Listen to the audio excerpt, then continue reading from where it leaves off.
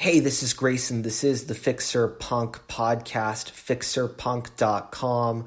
Follow on Twitter at Grayson Nation, GreysonNation, at Fixer Punk on TikTok and Instagram. So it's been a bit of time since I've recorded an episode. Told you a little bit last time when I was just ranting in the prior episode about some of my woes in putting this podcast together. I've been trying to think about whether or not I should keep just doing like lecture type episodes and keeping those separate and apart from like stuff where I go into my personal life and rant and vent about my own strategies and the stuff I'm doing in my own life to try and make things better, and then only incorporating that stuff when it's like appropriate to the lesson that I'm teaching in these episodes, or if I should just combine them into one in the same episode. If you have any thoughts on that, you can tweet me at Grayson Nation on Twitter or email Grayson at GraysonPeltier.com, Greyson at GreysonPeltier.com. Because I've been going back and forth with myself quite a bit on that, because I know that in certain cases, if I'm going into my personal stuff a little too much early on in the episode, people might drop off from listening to the whole thing and not getting into the lesson part of it. But I think it might also be a way to get more content into episodes and a way for you to actually learn from a practical example and have some fun as well, because there's some pretty darn funny stuff in my life. Like, one of the biggest obstacles to me being actually able to record these episodes is that a lot of my peak performance energy, like I'm on Adderall for my ADHD, it seems like so many times it gets taken up by random household stuff. I'll have a certain number of hours it'll work, and then bam, 2 of those hours are gone of me just going out shopping or something like that. And I'm feeling like, oh crap, I worked real hard. I did something really, really intense today. I'm like, no, that's just household stuff. That's not even like nothing that's actually making you any money or gaining you any influence. And then these episodes, I'm like, okay, I'm at like 11 o'clock at night. I need to record something, and nothing ever really comes of that. Nothing really happens of that. So that's one of the reasons why these episodes don't come as regularly, and I can get a little bit more into that process if I do a more personal focused episode. But at this point, I might as well get into the actual topic of what I wanted to talk about for this show, which is also picking up from the last episode. Adam Page, the wrestler in All Elite Wrestling that I am a big, big fan of. He's been a big inspiration to me. I've been learning from him, and he's given me a lot of confidence in my own ability, in spite of my obvious flaws, to be able to perform and to reach an elite level of performance. I related a lot to his story. We actually share a lot in common. I graduated, if you've been listening to this podcast for a while, you probably heard, I graduated from USC at the age of 20. He graduated from Virginia Tech at the age of 19. He studied journalism and communications. My associate's degree is in communications. My bachelor's is in political science, but I was involved in student journalism and student TV while I was at USC as well. He also shares a lot of like my personal struggles. He goes by the Anxious Millennial Cowboy, just as in the last episode, the title of the last episode. And I can relate to that as being practically a millennial. I don't know, I'm 24, probably right at like the cusp of being either millennial or Gen Z. But I can relate a lot to that. Like, he struggles with relationships. He struggles with supposedly like part of the storyline is that he doesn't do well under pressure. He's been going back and forth with different people that have betrayed him, but he also is a very kind, caring person who likes to stand up for others. And I see him also as a model for activism in the way he speaks, the way he carries himself, the way he relates to others, and his overall significant strength, because in spite of all of this, he's number one right now in AEW, All Elite Wrestling rankings. He's going into a fight on Wednesday, Page versus Christian Cage. And that's going to be really, really fun to see. I'm pretty sure he'll come through it. I think he's going to go for the title in AEW. And I think that he's a big example to other people out there. And one of the ways that I started to get this deeper understanding of him and sort of relate to him more was actually through his children's book, Adam and the Golden Horseshoe, which I mentioned in the last episode. The story actually kind of reminds me of, and I went through the story in the last episode, but the story, there was a part where he was on a train, and this is obviously, it's a fictional story of like it's a fictional children's book, basically, they wrote, but it has a really good message even for an adult like me. The story kind of reminds me of my accident because part of this whole thing was that he was on a train and that there was a robber on the train, and he thought I should stand up for myself and I should stand up for the other people here, but he didn't. Again, fictional story. It's all children's story trying to get country western theme with this cowboy theme. But after my accident, I felt like I was kind of robbed, not literally, but figuratively, in terms of the way everything played out with compensation and the lack thereof. And I didn't stand up for myself the way I should. That related to me. And then at the end of that story, he really goes into how what you actually needed. You think that you need like a secret, you need some sort of thing to help you, but what you really needed was confidence. Because it started out with him doubting himself a lot. Like he was doubting himself a lot before a talent show in this children's scenario, or the character Adam.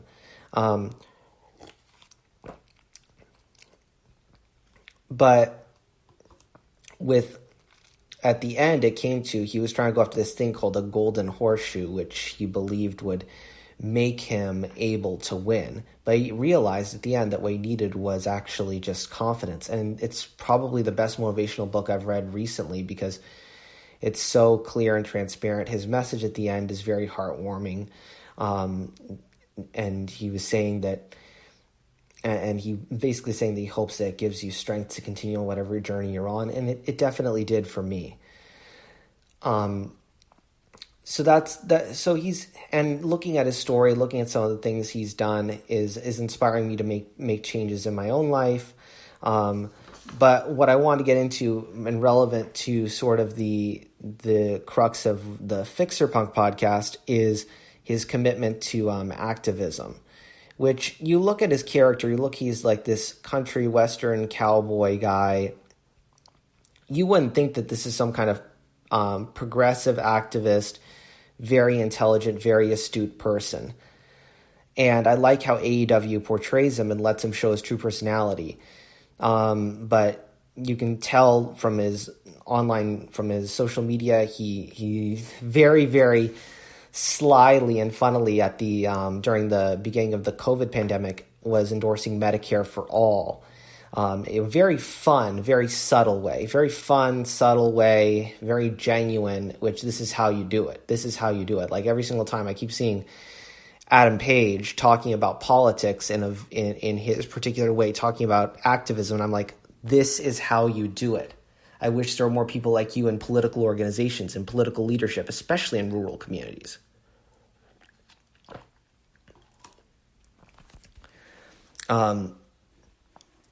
Talking about how he supports Black Lives Matter. And really, I've seen sort of a trend of like younger people in rural communities getting more education and kind of going to a more progressive side of thinking. And I think Adam Page is an excellent role model for them. If I was recruiting people to do political endorsements, I'd bring him on. Absolutely, without a doubt. He is redefining, this is going to go into the episode title, he's redefining what it means to be a cowboy. Obviously, he's an emotionally vulnerable, very transparent person who is saying, look, I'm anxious, I have some issues with my relationships, and and working with different people. I've been trying to climb up the ladder of this wrestling industry for so many years, doing well, but things seem to go wrong and fall apart, which is how my life's gone. I've been trying to do this radio podcasting thing since 2009, and then things fall apart. I get a lot of accomplishments. I do very, very well, which Adam Page does very, very well. He's excellent what he does. But then things start to go wrong. I've had to cut some people out that weren't helping me, had to ditch an agent. He even had kind of a storyline of that, of this sort of agent person, Matt Hardy, this character, and how he stood up for himself against being taken advantage of financially. That's definitely inspiring to me. But he had an Instagram post where he sort of redefined what a cowboy was. He said a cowboy is not about like the typical things, like the whole aesthetic of it, the horses, the farm, all of that. But he says leaving your frontier better than the way you left it. So he's saying that you're all doing cowboy stuff. I'm going to clean it up. He was talking about like first responders, nurses, people that have been helping out through this pandemic, people that are doing hard things in their own lives, that they are doing cowboy stuff. And I'm cleaning that up because we try and make this radio level clean here. And that's a powerful message. I think that's a message that really would resonate with a lot of people, a lot of these disaffected people in rural communities that love that community home feel, that have been taken in by bad versions of conservative ideology. People that get labeled and caught up into racist ideology, especially starting with the youth. And with the youth, obviously, a lot of it has to do with strength. And what better strength than a big, strong pro wrestler who plays a cowboy? That sure beats Jordan Peterson, Tim Pool, all of those grifters. So he serves as a great example for us to look at. And even in terms of unionization, there was an episode where this whole agent thing with Matt Hardy, episode of Being the Elite. A lot of Adam Page's story is fleshed out on AEW's Being the Elite series, which is kind of like a reality show every week on YouTube. And it's really, like we talk about like all the ways how to organize a workplace. There are videos that go into that, but in like a few minutes, he shows you exactly how it's done. He talks to these other wrestlers that are working with this agent who I'm convinced that it kind of is supposed to resemble WWE's bad labor practices. They're like, he's taking 30% of what you make and 30% of everything else that you're collecting from your other independent projects. That's wrong, where you're supposed to be independent contractors. And we should all come together. Call me. We can all come together against this. And that's just that's a perfect way to how to get into it. You start a little conversation about the grievance you have in a workplace, and then you kind of say, okay, let's come together. Let's continue the conversation. I want to help you. You don't like go straight into the whole talk of joining a union, but you find people that have a problem in a workplace, build a relationship with them, and convince them on the idea of coming together and acting collectively. That's how you start unionization. Does that perfect, 100%. Also, kind of an attitude that we talked about here on the Fixer Punk podcast about how society blames you for your own problems. He has in the monologue episode of Being the Elite, he goes into how he feels like the world's going to screw him over again with all these failures they had early on. And then he says that he tends to believe that he's the villain in his own story, but that's really how society has conditioned you to believe, when in reality you had no choice in the matter.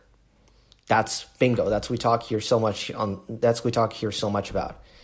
Is society wants you to believe that you're at fault for all these problems, and that can be more that type of view of self-responsibility can be more destructive than productive. That monologue was filmed during the end of the COVID lockdowns, and the way he spoke just sounded like a really, really good politician. Very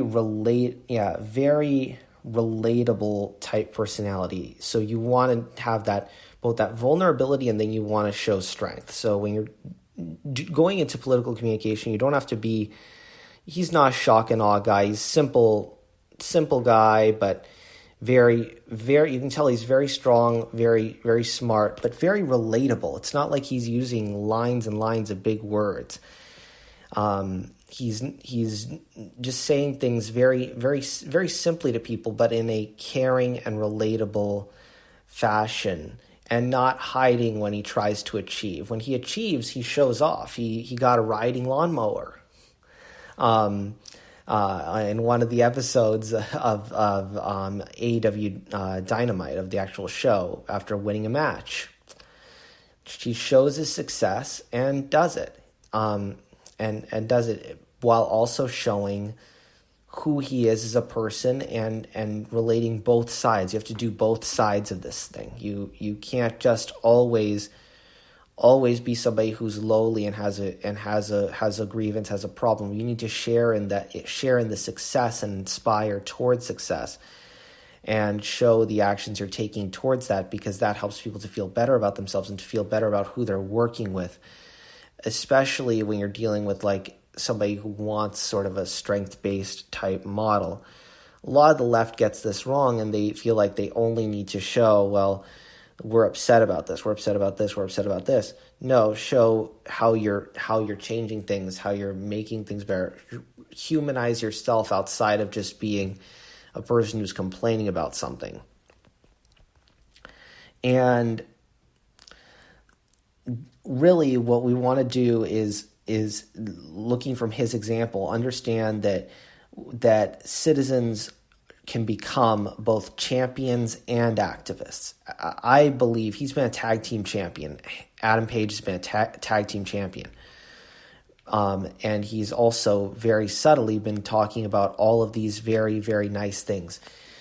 And that is what we want to see. We want to see somebody who I believe he's going to be AEW World Champion at the end of this. But we want somebody who's both a champion and an activist, somebody who you can look to and say, I want to be like that person. I want to be like him. I want to get over these problems. But that also points to activism, points to the reality of how things are and how we can change them systemically, and deals with them intelligently instead of being just a bloviating blowhard who says work harder. These are the examples that we need, because the other side claims to have a monopoly on success and strength, and especially cowboy stuff. But they don't. Adam Page disproves that. Even when you're looking at the conservative side, and they talk about and they use the both cowboy and pro wrestler thing for a political campaign in Texas. Dan Rodemer. Turns out Dan Rodemer really had no record in wrestling, and he was barely in WWE. And then apparently his cowboy scenes, he wasn't even riding the horse, and part of it, they were just like they got like a body double, I think. I might be getting this entire story wrong, so don't trust me. Look up Dan Rodemer and find out for yourself. But those are things that have been seen to visualize, okay, Americana, link back to strength, link back to conservatism, link to all this destructive ideology. Break that link. We have a counterexample, and we need to raise up counterexamples like that. I appear on Street Fight Radio. Street Fight Radio is very focused on the working man, very focused on that type of community based out of Columbus, Ohio. They do a great job at it. I'd love to go back on their show. And we need more exemplars like that. And they also talk about developing yourself as a person, and not just being upset about everything, but doing something about it, both in yourself and your own life. And that's where we need to head. And And kind of on the funny on the funny side of all of this, Adam Page is also kind of starting to inspire me. I've been trying to work out more. I've been trying to. I'm bringing back in personal stuff at the end of the episode, but I think it's appropriate for how I'm teaching. But Adam Page is also inspiring me on the physical level. I heard back in 2019 he had this thing called a full gear challenge where he was kind of sort of fat shamed because he's a big strong guy, but not like as like extremely lean as some other athletes. And how he feels and how he kind of slips up with his diet. He tweets about how he slips up with his diet, more of that vulnerability. But he tweets about he slips up every once in a while. He'll like say, I wish I hadn't eaten those Oreos, or I wish I hadn't eaten those pork rinds. But he'll make so much fun of like the whole fitness influencer thing on Instagram, which is kind of the thing that he did with this back in like 2019 with this full gear challenge where he was fat shamed and then got in great shape for a particular match. And that's really, really relatable. He inspired a lot of people. He inspired a lot of people to make changes in their lives, but did it while being funny and not just being, look at me, I'm big and strong, and look, I am going to be so ripped for that match. But no, he's funny about it, and that lightening the mood and making it relatable, that inspires people in the self-development realm too. You don't have to portray perfection. That's why I kind of want to start portraying myself as maybe less perfect. Not that I portray myself as perfect here on the podcast at all, but maybe I should start just telling you more stuff about my normal life, like how Costco derails my productivity. So that's just one more way that they's kind of inspired me. And also I based on where I am with my like level of fitness, I've been trying to work out for like good over a year. That's why I got those accountability buddies I spoke about. But my sentiment is, do I need to get bigger or do I need to get smaller in terms of like adding muscle or losing fat first? Like he weighed his way at his first weigh in. He's like, I don't know if I want the number on the scale to go up or if I want it to go down. So I'm going to try to get bigger and smaller. Technical term for that, based on what I see on the internet, is recomposition. But it's so incredibly relatable. So relatable because I'm like, okay, I need to get bigger and smaller at the same time. That's a really, really, really good way of putting it. Will I? Who knows? I know that in my case, like I've really slowed down the progress on that side. Not going to be anything terribly good this summer. Not that I have any plans or anything, but I know that I'm not going to have that great of results to go out with. Lots of other stuff that I have to clean up in my own life, try and make myself better. And I'll try to get more of those details to you on future episodes. All right. So that was the Adam Page episode that I've wanted to cut for a while. Let's go. I see it coming. Adam Hangman Page, AEW World Champion. It's going to come at some point.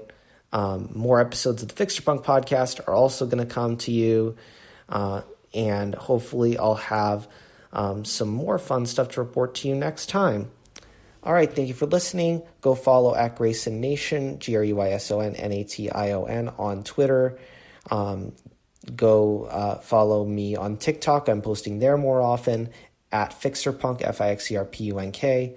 Have any questions, just email them, Grayson@GraysonPeltier.com. Thank you so much, and I'll see you next time.